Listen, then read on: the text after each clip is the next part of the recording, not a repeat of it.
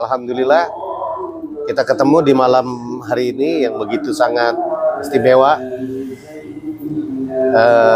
Mudah-mudahan ini membawa kemuliaan bagi kita dan membawa satu keberkatan bagi kita semuanya. Dan kawan saya Raden Surjaya ya. Raden Surjaya, beliau tokoh seniman. Jadi pembina anak-anak jalanan ya, musisi-musisi yang tidak terbina, beliau alhamdulillah menjembatani untuk anak-anak ini, terutama klasikal seni ya di bidang keroncong dengan Ustadz Jamaan Alwani dengan Raden Surjaya berkolaborasi. Kebetulan datang ke kami nih, beliau bermusyawarah mengenai pengembangan budaya yang sudah mulai terkikis nih dengan banyaknya maraknya kebudayaan di Indonesia dengan anak-anak muda Korea sekarang dan lain sebagainya ya, sehingga lama-lama kebudayaan kita sendiri yang original akan terkikis kalau tidak ada tokoh-tokoh dan penggiat budaya yang akan mewarisi kepada anak didik yang sekarang ini saat ini, karena mereka ruh kita. Dan mereka jangan sampai tidak mengenal bangsa dan kebudayaannya sendiri. Assalamualaikum warahmatullahi wabarakatuh. Waalaikumsalam. Surjaya, tinggal di Jakarta Utara. Yang alhamdulillah ada sedikit memiliki sanggar kecil yang kami beri nama Sanggar Keroncong Jaipong Jayabuana. Sanggar Keroncong Jayabuana ini bergerak sejak tahun 2011. Pada saat itu saya masih tergabung di salah satu grup keroncong asli dari Portugis. Kemudian semakin lama saya mencoba mengcombine atau mengkolaborasi antara keroncong yang dibawa sebenarnya bukan dibawa oleh Portugis. Yang dibawa Portugis itu adalah instrumen musiknya yang dibawa oleh mereka. Saya belajar di keroncong Portugis tersebut.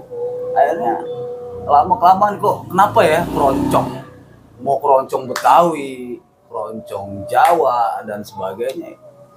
Anggapan masyarakat ini keroncong itu hanya sebuah souvenir yang apabila ada pameran kita lihat dan lewat. Jadi tidak betul-betul dinikmati. Seperti kasar orang-orang mengatakan musik jadul, musik orang-orang tua gitu. Tapi saya mau rubah mindset tersebut. Bagaimana caranya? Ya kalau mindset orang-orang berpikir keroncong ini sebagai souvenir atau musik orang tua, apabila orang tua itu sudah tidak ada, selesai sudah nih. Iya betul. Keroncong. Betul. Jadi saya berpikir gimana ya caranya ya. Akhirnya saya coba mengkombinasi salah satunya di Kota Tua, di museum yang ada di Jakarta ini kita coba. Hasil alhamdulillah mendapat sambutan yang luar biasa dari masyarakat yang tadinya mindset orang tua yang seneng, akhirnya anak muda dia ikut. Jadi menarik, jadi mencoba bagaimana cara menarik. Ternyata berhasil, alhamdulillah. Mereka ikut joget, nggak apa-apa dia joget dulu karena belum ngerti musiknya. Misalkan lagu yang kita bawakan, rangkaian melati yang ku terima, itu kan halus soft banget. Kalau masuk unsur gendang kan lebih rangkaian melati yang ku terima, jadi lebih dinamis. Nah itu anak-anak muda itu mulai tertarik tuh. Setelah saya explore, berhasil. Akhirnya saya coba upload ke YouTube, iseng gitu. Alhamdulillah dapat sambutan, ada beberapa radio Belanda nonton video tersebut. Dia kirim email ke saya. Mereka datang ke Indonesia untuk mengambil contoh audio keroncong yang kita buat. Tidak lama kemudian, ada beberapa bulan kemudian, kita alhamdulillah dapat undangan di Belanda, alhamdulillah ke Jerman dan Belgia. 40 hari kita 3 negara putar-putar ya roadshow itu. Saya penasaran, saya tanya sama orang radio tersebut, kenapa ibu tertarik dengan keroncong? Toh banyak musik-musik keroncong yang tidak dengan logat-logat Belanda. Keroncong kalian lucu bahasa mereka, tapi artinya unik. Keroncong kami unik. Alhamdulillah ya bisa kita mancanegara gitu. Nah sekarang tinggal PR buat kita. Apabila kita semakin tua, apakah ini akan bertahan sanggar ini yang saya buat ini bisa langgeng atau bisa terus sampai go internasional lagi gitu, penerus-penerus kami nanti gitu. Ya saya berpikiran lagi nih, PR lagi buat saya. Saya harus cari regenerasi anak-anak muda, anak-anak jalanan. Saya tarik untuk latih, saya latih. Ya anggapan mereka itu tadi, ini musik apa sih Om? Ini musik apa sih Kang? Saya kasih penjelasan. Ini musik budaya yang harus dilestarikan. Alhamdulillah ada beberapa dari anak jalanan yang 2 orang saya bina, tambah 3, tambah 4 sampai lumayan alhamdulillah banyak. Bicara masalah seni, sebenarnya seni gitu ya. Jadi memang sekarang saya bergerak di dakwah lah, sama seni juga.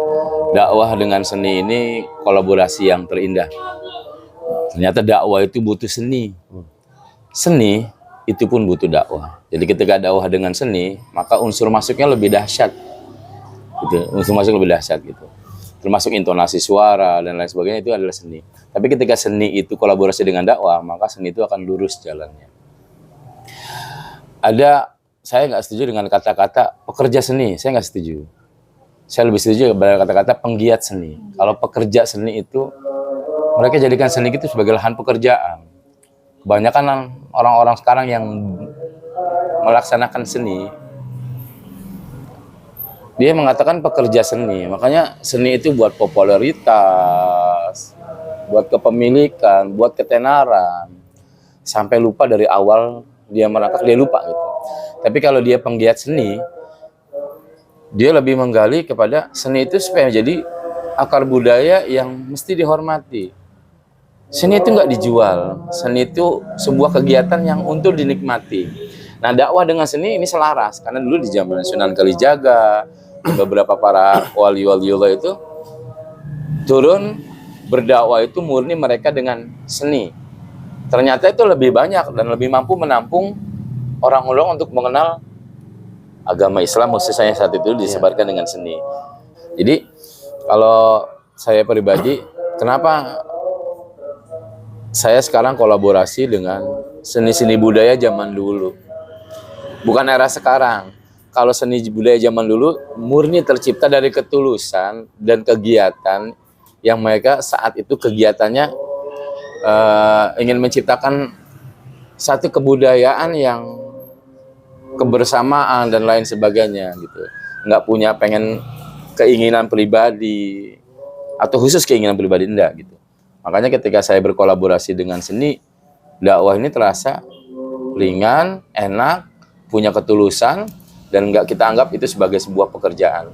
Sebab kalau saya menganggap urusan apapun sebuah pekerjaan, berarti saya ingin hasil dari hasil pekerjaan yang saya lakukan. Tapi kalau setiap apapun yang masuk dengan ketulusan, insya Allah hasil dan tidak hasil bagi saya satu kepuasan. Kepada para penggiat budaya ini tadi ada pekerja seni, ya mereka tuh nyari duit di situ doang. Nah ini bagaimana ngasih pemahaman agar nilai-nilai budaya dan seni yang ada di Indonesia ini benar-benar mereka bisa pahami dulu gitu loh. Dan para petinggi-petinggi negara nih bisa menghargai para penggiat-penggiat budaya serta seni. Coba bayangin, reok sekarang udah Taman Mini udah sepi gara-gara Covid, ngamen sekarang reok di jalan-jalanan. Coba, jadi nilai kita bagaimana mungkin kalau petinggi negara sendiri nggak mau membangun budaya itu? Masyarakat di bawah ini gimana lagi gitu? Buat seniman sendiri, perpindahan IKN ke Kalimantan tersebut nggak ada keuntungan atau kerugiannya sebenarnya buat para seniman di Indonesia, terutama di Jakarta ini sebagai ibu kota. Seniman di Jakarta ini sebelum dipindahkan aja, seniman seniman dan budayawan terutama yang melindungi atau mempertahankan kultur bangsa negaranya sendiri oleh pemimpin. Itu tanggung jawab pemimpin. Pemimpin itu harus menjaga warga sampai ke adat budaya dan tradisinya. Itu jadi nggak ada keuntungannya yang jelas buat para seniman atau para budayawan. Sekarang kalau menurut saya, sudut pandang saya pemerintah, terutama instansi yang menangani tentang budaya bangsa Indonesia ini, dari kementerian, tolong Pak, disejahterakan nih seniman, para budayawan Pak. Kami melestarikan bangsa yang Bapak duduki kursinya nih Pak. Ya, artinya saya para pelaku seni dan budaya perlu fasilitas. Kalau bagi kita, untuk siapapun, pemimpin ke siapapun, jangan pernah ngasih tahu diri kita siapa diri kita kepada orang lain, karena nggak berlaku bagi orang yang benci sama kita, juga nggak berlaku bagi orang yang sudah suka sama kita. Jadi diri sendiri, tidak binafsi, dimulai dari diri sendiri, koreksi diri sendiri, insya Allah bermanfaat untuk orang lain. Jangan dibilang, oh kita mesti bikin pembaruan, itu hebat. Gak berlaku bagi orang yang udah benci, pun gak berlaku bagi orang yang udah suka sama kita. Yang ada, ayolah sama-sama kita rawat tradisi kita sebagai seorang manusia. Karena kita bukan pencipta, kita ini apa? Insya Allah, kalau kita sadar bahwa kita manusia dan kita masih butuh pertolongan pada yang kuasa, apapun yang kita kerjakannya, insya Allah butuh tujuan dan niat yang